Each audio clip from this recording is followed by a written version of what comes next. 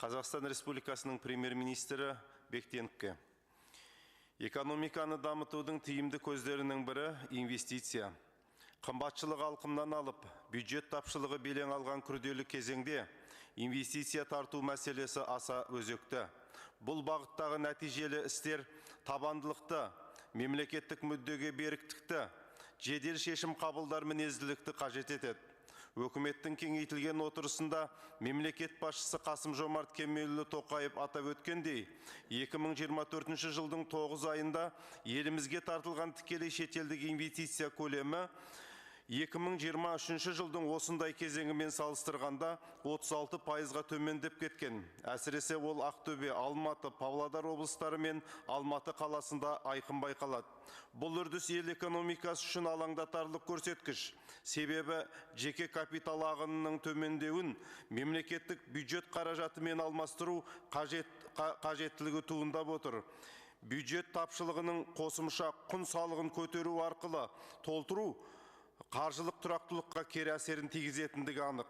Сондықтан да өкімет 10 ойланып, 9 толғанып барып, жеке секторға теріс әсерін тигізбейтін шешім ұсынуы қажет. Қазақстанның инвестициялық саясатына қатысты қабылданып жатқан шараларға қарамастан, халықаралық рейтингтер мен сараптамалық баяндамалар елдің инвестициялық тартымдылығына әсер ететін бірқатар жүйелі мәселелерді көрсетіп отыр. Мәселен, Transparency International ұйымының жемқорлық индексі бойынша Қазақстан 180 елдің ішінде 102-ші орында екен. Ал дүниежүзілік экономикалық форумның жаһандық бәсекеге қабілеттілік индексінде еліміз 50-ші орыннан төменгі деңгейде қалып отыр.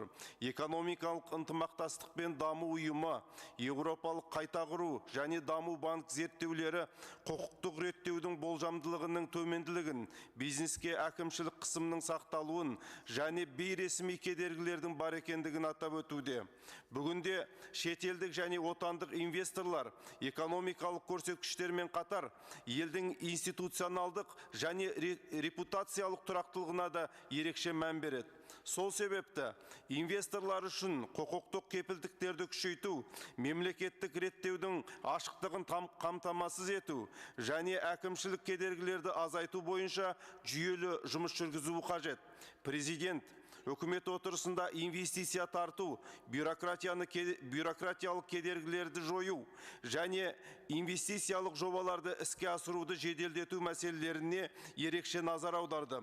Бұл ретте Қазақстанның инвестициялық имиджін жақсарту нақты институционалдық реформаларға негізделуі тиіс. Бұл бағыттарға шешуші қадамдар мыналар болуы керек.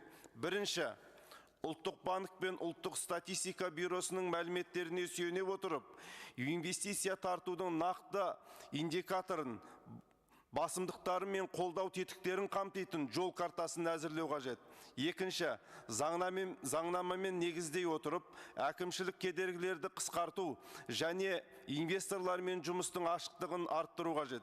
Үшінші, бизнеске қатысты сот және реттеу тәжірибесінің ашықтығын арттыру, тәуелсіз инвестициялық омбудсмен институтын құру мәселесін қарастыру маңызды. Төртінші, реформалар мен нақты заңнамалық өзгерістерге негіздей отырып, Қазақстанды инвестициялық хаб ретінде дамытуға бағытталған ұзақ мерзімді стратегиялық әзірлеу және Қазақстанның инвестициялық имиджін нығайту шараларын үйлестіру маңызды.